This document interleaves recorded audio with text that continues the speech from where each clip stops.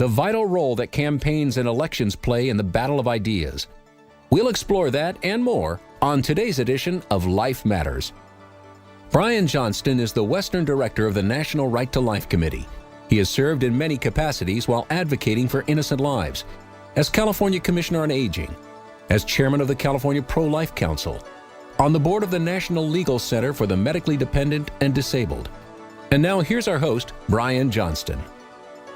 Welcome back to Life Matters. We're your program on the right to life, on what it actually is. We go out of our way to examine in depth the meaning of what the right to life is, how it applies to your life and to the lives of others, and most importantly, and we're going to focus in today on, especially how it applies to the civic process. The right to life is a legal right that America's founders said is given by a creator, but that the government has a duty to ensure this right to be alive.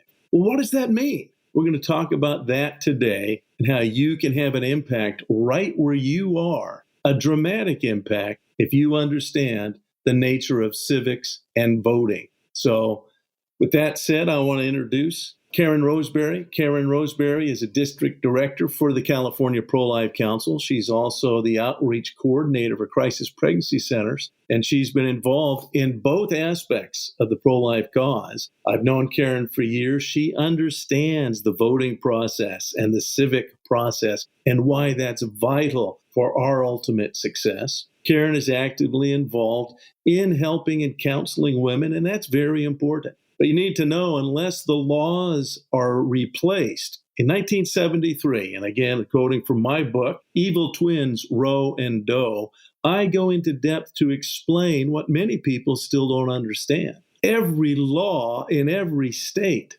deferred to the human life in the womb. Every state had laws that said, that's a human being. That's a human baby. And every one of the states, even the more progressive states like California, New York, Colorado, Massachusetts, they had progressive abortion laws, but they still recognized after a certain point, that's a human baby. And those exceptions, the standard litany, folks. What about rape? What about incest? What about life of the mother? What about severe fetal deformity? Every state said that is a human baby. And the laws need to recognize that. The states exercise that authority. What Roe v. Wade and Doe v. Bolton did, Roe v. Wade and Doe v. Bolton said, no, only abortionists can decide. They get to decide which babies die and which won't. And that authority was entirely given in a phrase that, again, every pro-lifer should know. That phrase said, well, if the woman's life or health is endangered, then that abortionist can go ahead and kill that baby. And then Blackmun defined health as being any psychological reason that abortionist could come up with. He didn't need to even write it down. He didn't need to document it. That wasn't required.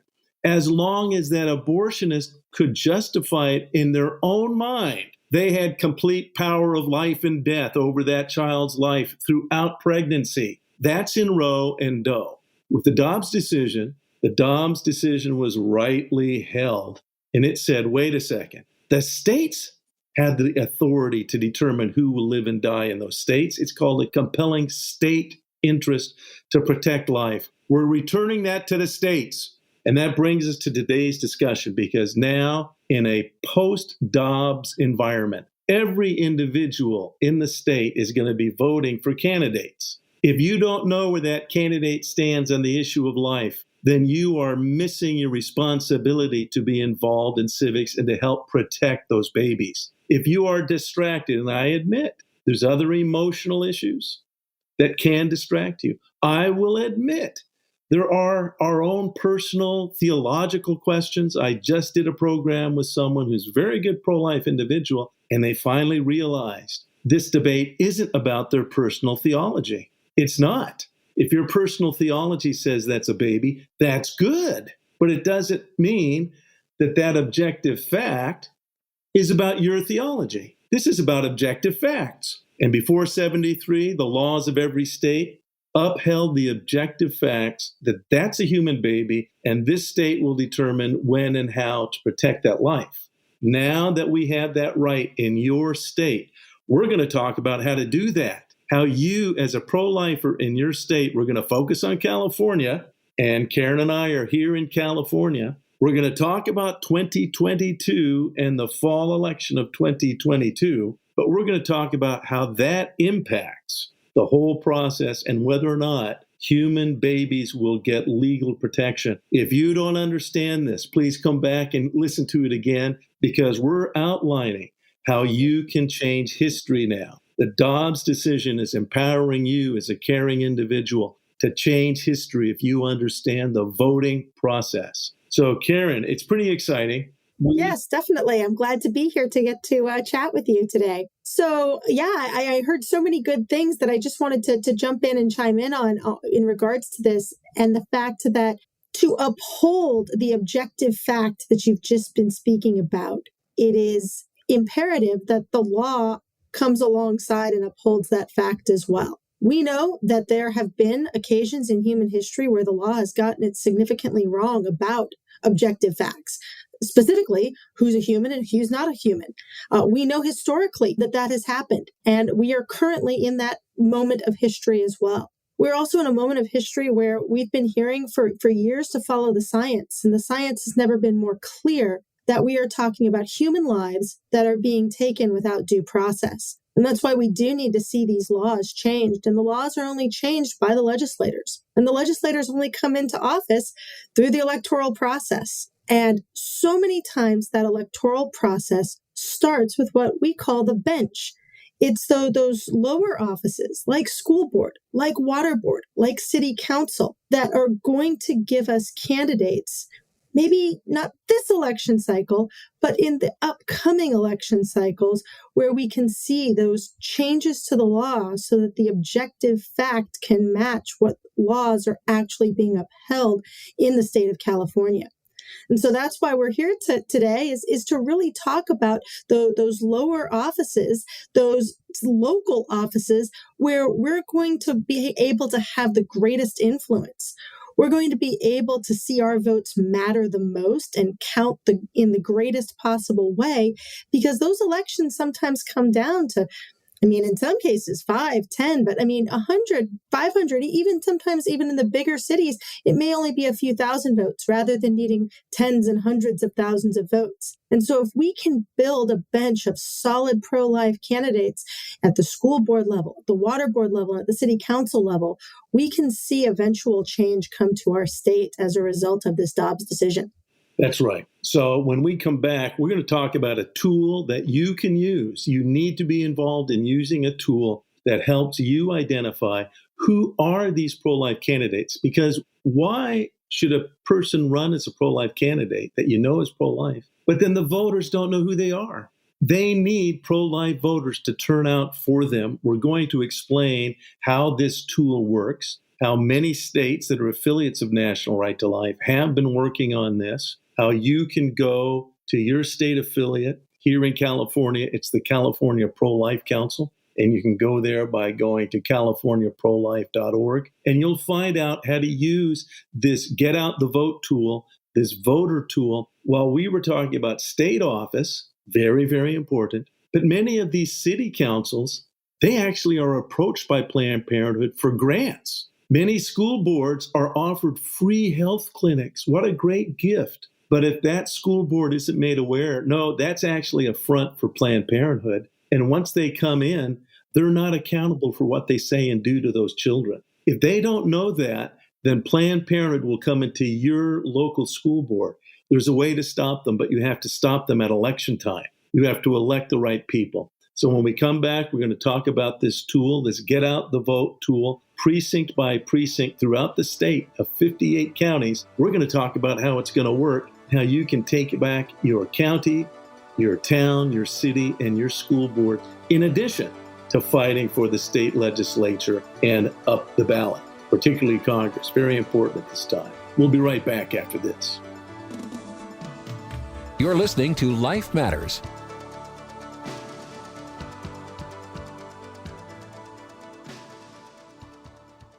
Did you know that California has a law in the books that says you need to protect babies born alive in the course of an abortion? But that law is simply ignored. We need to shine a light on this cover-up of the abortion industry in our state. Go to CaliforniaProlife.org and click on the Light of Day Project. We need the facts about late-term abortion to be examined and made known. We need the government doing its job to protect lives. We need the light of day on this. Hello, I'm Mike Lindell, CEO of MyPillow. I support this show, and I would like to offer you our biggest discounts for listening. So please go to our website, mypillow.com, and put in the promo code at the end of this message to get the biggest discounts.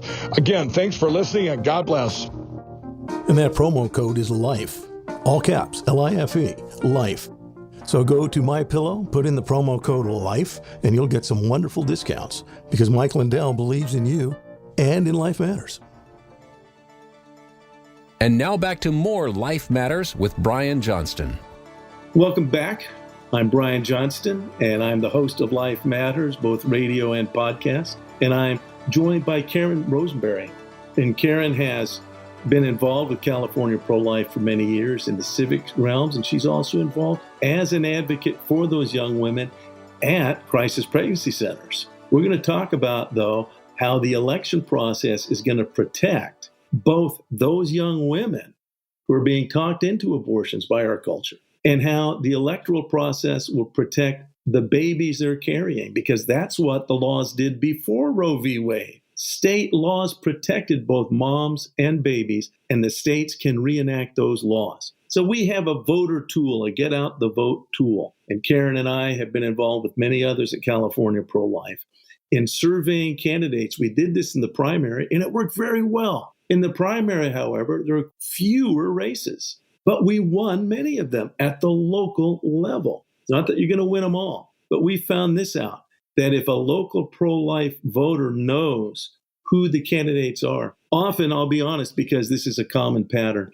people will look at the news, they'll go to good news stations like Fox News or Newsmax or wherever you get your news, and they'll hear about important races, but they don't get the details for the local races. And so they'll be sure to vote for Tom McClintock for Congress, let's say. But when they get their ballot, there's lots of other candidates they don't know anything about. They don't know where that person sounds, or maybe they'll either skip those races, or often, sadly, they'll vote for someone because they like the name, or because they got a piece of literature, or they saw a sign. That's not the way to vote. You need to fully understand the power of your vote. So Karen, tell us a little bit about the Get Out the Vote tool that we're using, precinct by precinct. How does it work? What's going on, and how can people help? Absolutely. So the way that folks can help, I'm actually going to start there, and then I'll explain how the tool works, because I think that it'll connect that way for everyone. So we're looking for volunteers who will contact those who are running for city council in your particular city, who are running for school board and for the school board that your students and your children may be attending. We're looking for those that are going to be on the water boards for the control of the water that you use, because these individuals are the ones who will eventually move up the ranks into those state offices where there's even more influence on the life issues.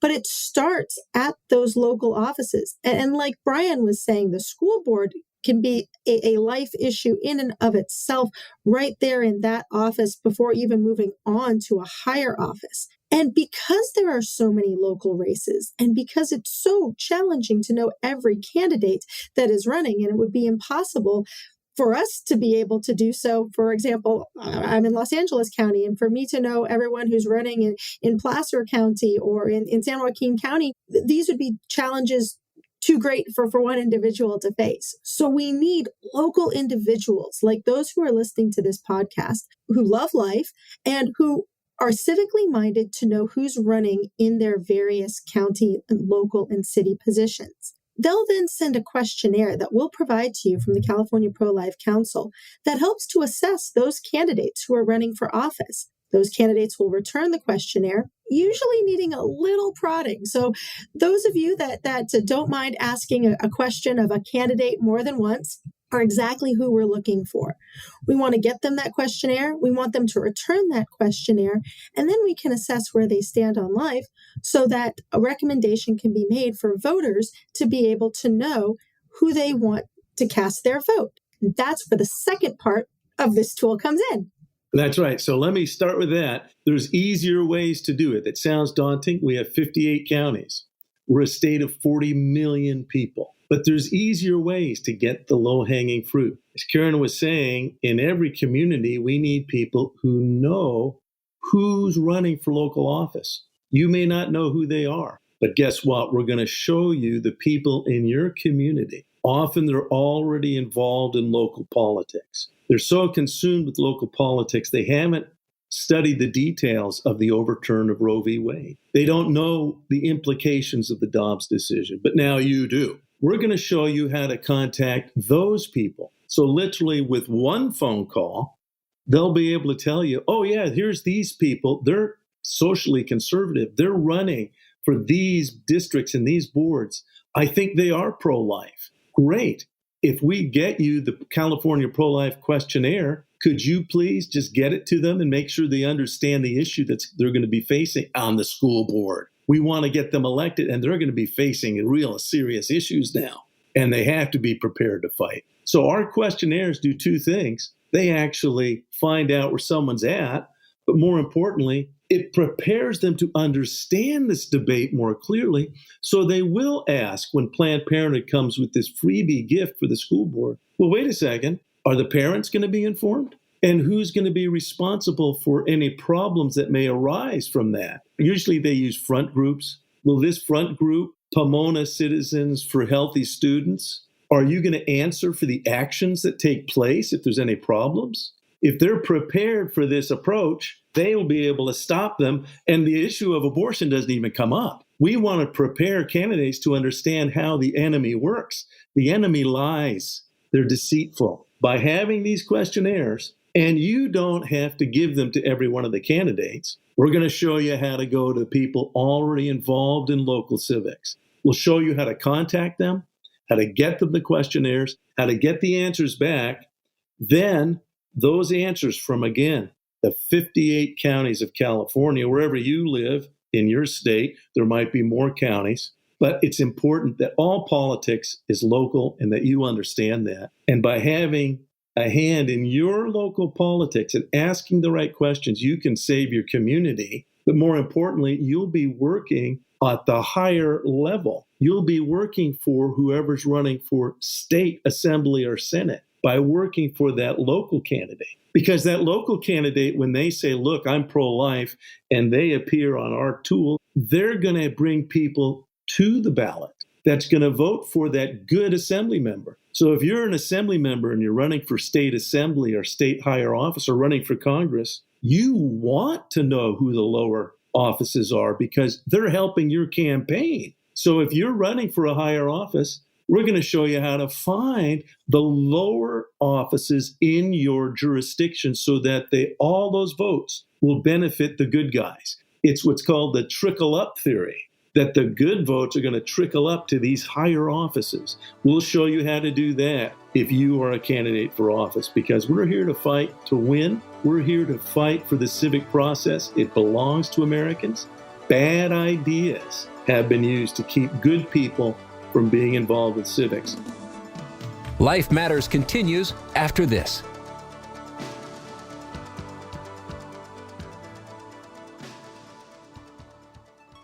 Are you willing to step up to be a lifeguard? We're asking you to consider becoming a Life Matters lifeguard. On Life Matters, we cut to the depths of this cultural battle of ideas that has robbed America of its core values and robbed the innocent of their right to life. Anything you can pledge is appreciated. But if you pledge $19 a month, we will make you part of the Life Matters lifeguard team, getting you the important tools and dynamic information to help save lives and encourage others in understanding the lurking dangers in today's deadly cross currents of culture. Your pledge helps us with our costs of broadcast. It keeps the full understanding of the right to life going out over our numerous radio stations, and also facilitates the important podcast that carries even more programming. Please go to the front page of the Life Matters website and click on the donate button. Your donation is deeply appreciated. And now back to more Life Matters with Brian Johnston. Hey, welcome back to Life Matters. Karen Roseberry is a district director for the California Prolife Council. So Karen, let's talk right now about the actual tool and how it's going to work when people get it. Absolutely. So once we are able to make that determination about the candidates that we would like to see voted into office, best case scenario, we need to get that information out to all the voters. And so we have an app that allows voters to enter their mailing address, their home address, where they would receive their ballot, so where they are living, and it will correspond to their ballot. So they enter their address, and up will pop the names of the candidate for each office for whom we have information and who's received the California Prolife Council endorsement. That way, voters can use this tool to know who they want to support, not only for governor, which is an important race that, we see every 4 years, but also for our assembly seats, our Senate seats, those congressional seats that Brian mentioned, and then keep on going down your county supervisor races, your city council races, your school board races. They'll all be listed on one page for the voter to see as their own individual voter guide that can come right to their phone simply by entering their address into the app. So we'll also need volunteers who will help to share that. That'll forward the email where this link will be provided, that can text this link to their friends so they can click on it and enter their address. These are the volunteer warriors that are so crucial for getting out the information that we have on good candidates into the hands of each voter simply by sending a text or forwarding an email for this link, and where all the voter has to do is enter their own address, which most folks can manage pretty well. Now, we've done this in years past, and we've had what are called voter guides that would be distributed to good pro-life churches. There were problems, though, because a lot of churches had the wrong understanding. They didn't understand what we were doing because we actually are not there for particular candidates. We're there for a particular issue and to explain to the voters, this is where the candidates stand on that issue. And many good churches, because they were confused about voting, they were confused about church and state issues, they would say, oh, well, yeah, we're pro-life church, but we don't want to get involved in politics. This doesn't involve the church in politics. It involves you as a person in politics. You are the church. The other thing is that a lot of those churches, they covered different precincts, different areas, and it would confuse people. They didn't know which candidates it applied to. If you can put in your voter mailing address and know who on that ballot is pro-life and what issues, but all of these minor races are incredibly powerful. Your vote for governor literally is a drop in the bucket in terms of this state. Your vote for a school board member, your single vote could be what elects the good person. And there's been many school board races and minor races that are determined by a handful of votes, just a small number, because there's much fewer voters. So this is where your power actually lies. This is where you can have successes locally if you use this tool. So when you go to CaliforniaProlife.org, you'll click on elections. We'll also show you, the questionnaires, if you're still getting and finding out where people stand. But very soon now, we're going to need those back, and we're going to be getting out the tool. We'll show you how to get that tool. Vote CaliforniaProlife.org. It'll show you your very own ballot, where the people on your ballot stand. It lets us get to the actual issue, and the issue is a self-evident truth. Either this is self-evidently a human baby, and science agrees with us, or it's not. If this is not about killing human babies, then I've got other things to do. But the facts are compelling. And we work on facts, and facts are terrible things to waste. So we want you to have these tools. We want you to be able to implement them and to get them out to others. That's how you change your community. Every pro-life state that I've been to is pro-life because the communities within that state have decided they will be pro-life communities. Not only do they have crisis pregnancy centers, that's laudable, but they know who's running for their local office. And they're not going to let a stinker run for office that's going to bring Planned Parenthood into those schools. They're not going to let that happen.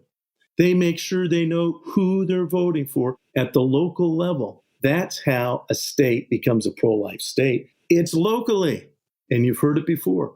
All politics is local. Karen, I'm sure you could tell lots of stories because you've been involved in many campaigns. But it is, in fact, that local vote that changes things. If you understand this, you will change things. I think we've seen so many times that the pro-life champions that we have in Congress, or, those that they may be rare, but that are in our state legislature, because we do have, some that are there, they got their start locally, and they got their start because they understood the importance of the life issue before they ever, made it to Sacramento or Washington, D.C. And that was already a part of kind of their being and their fiber and their character. Yes. And that's why it's so important that we're raising up and even sometimes training up, because there is that opportunity, to help guide those maybe more novice, local politicians who don't quite know how to frame the issue. Maybe they are genuinely pro-life, but we also want to help them along their pathway so that they can communicate why that no on one vote that Brian was speaking about is so crucial. And so that they do so in a way that actually sways maybe those who hadn't thought about the Prop 1 vote, but were definitely going to turn out to vote for Congress. And they realize, oh yeah, I need to be voting no on one as well.